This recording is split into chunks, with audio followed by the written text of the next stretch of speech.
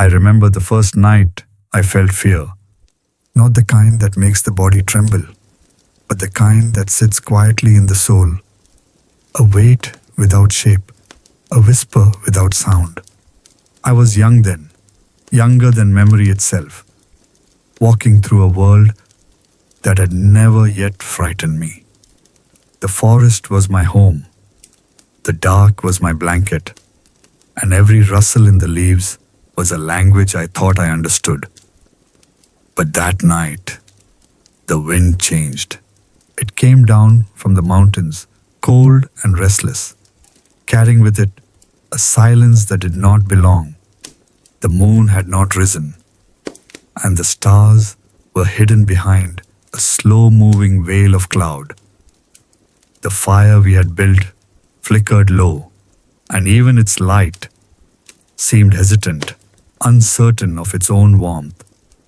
I looked into the trees and saw nothing, yet I felt everything.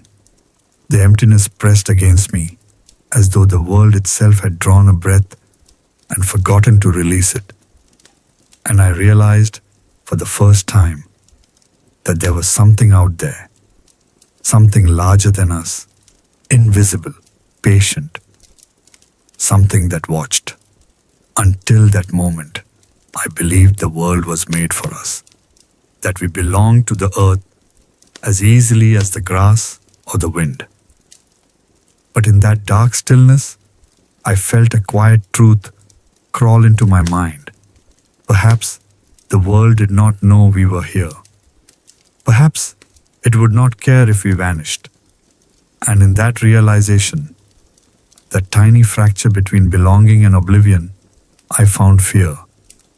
When I awoke the next morning, the forest looked unchanged. The sun returned as if nothing had happened. The birds sang the same songs. The river glittered as though it had never seen night. But I was not the same. Something inside me had shifted, quietly and forever. I began to notice how fragile the light truly was, how it clung to the edges of the world, like a thin skin stretched over something infinite and unknown. The shadows were not merely absences of light anymore. They were presences of something else. When I watched a hawk circle above the valley, I wondered if it knew fear. Did it feel it when the clouds swallowed the sun? Did the deer, frozen in the brush, know what it was to sense an unseen danger before it arrived? Maybe fear was older than us, a gift given to every living thing that wanted to keep living. At night, as we sat around the fire, I studied the faces of the others. They laughed, they spoke, they tried to drown the quiet with sound. But in their eyes, I saw the same reflection I carried, the same awareness that we were surrounded by things we could not understand. The dark beyond the firelight was vast, endless, indifferent. And we, so small, tried to push it back with stories. One night, an elder said that fear was a spirit, a hunter that lived in the spaces between breaths. He said it was not evil, only curious. It wanted to see what we would do when we were cornered by the unknown. I thought of that often, the hunter in the shadows, the eyes in the dark, the echo that comes from nowhere. Perhaps fear was not our enemy. Perhaps it was our first teacher. It was deep in winter when I understood what fear truly was. The air had grown thin and sharp. The rivers froze. Food became scarce. Every sound in the night seemed sharper, closer. We built our fires higher, but the light seemed to reach less and less. One evening, I wandered too far from camp. I remember the snow beneath my feet, glowing faintly in the moonlight. The forest stood silent, as if it were holding its breath. I turned, and for a moment, I could not tell which direction was home. Every tree looked the same. Every shadow looked alive. Then I heard it, a sound behind me, soft but deliberate. I froze.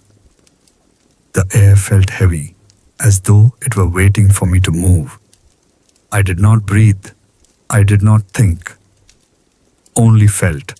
In that instant, the world became small and infinite at once. My heart pounded like a drum of ancient warning. My body, the fragile vessel of my being, seemed to know something my mind did not, that I was prey, and that something unseen had found me.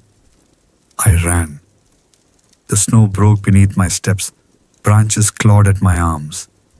The forest turned into a blur of motion and panic. And yet, amid that chaos, I felt something awaken. Not weakness, but awareness. Every sound, every breath of wind, every movement of my muscles became a message. Fear had sharpened me. It had made me alive in a way I had never been before. When I finally stumbled back to camp, gasping and trembling, the others stared at me. "What did you see?" they asked. I could not answer, because the truth was, I had not seen anything, and yet I had seen everything. That night, as I lay by the fire, I realized that fear was not simply a reaction. It was perception, a bridge between what we know and what we cannot see. It was the first signal of consciousness itself. To fear was to imagine, and to imagine was to be human.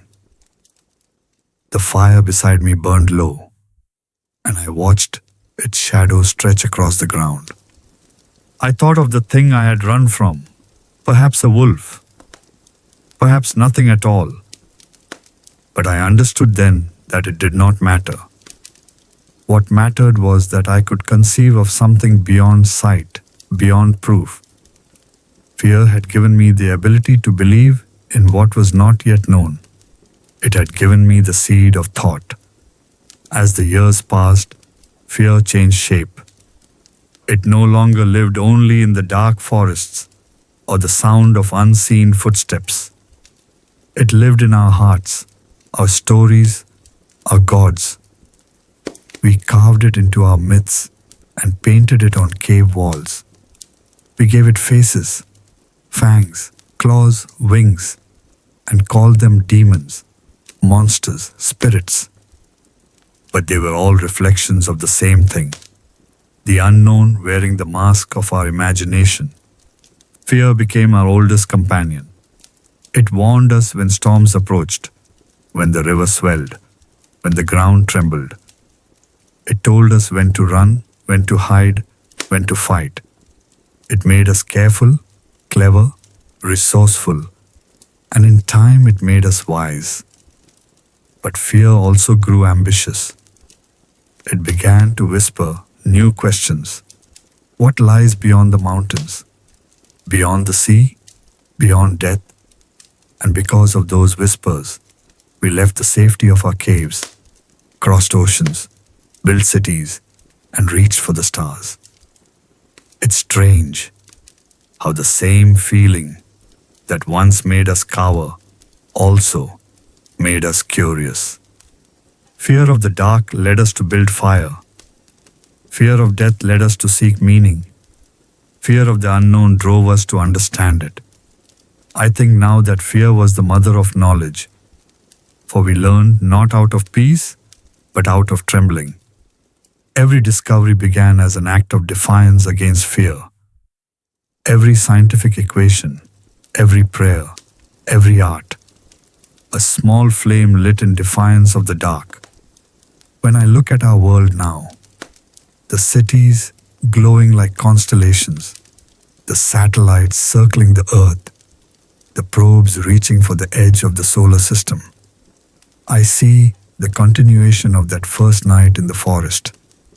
We are still surrounded by darkness, only now it is cosmic. We are still afraid, only now we name it differently. Uncertainty, mortality, time. But beneath all our words, all our machines, we remain the same creatures who once stared into the night and whispered to ourselves, "What if something is out there?" Fear, I think, is not the absence of courage. It is the spark that makes courage necessary. Now, when I sit beneath the stars, I think of that night long ago, the first time I felt the world turn against me, and then, slowly, open its truth. I no longer see fear as an enemy.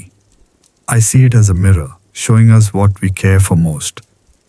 We fear what we might lose: our lives, our loved ones, our dreams. Without those attachments, fear would have no power at all. In this way, fear is proof of love, proof that we are tied to something beyond ourselves. I imagine future generations, far from this planet, looking out into the endless dark of other worlds. They too will feel it, that ancient pulse of unease that reminds them they are small.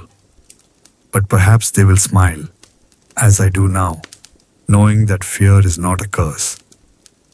It is a compass. It points toward what we must understand next. Fear will always follow us, through the forests, across the stars, into the hearts of the unknown. And perhaps it should, for without it, we would never look up. We would never reach out.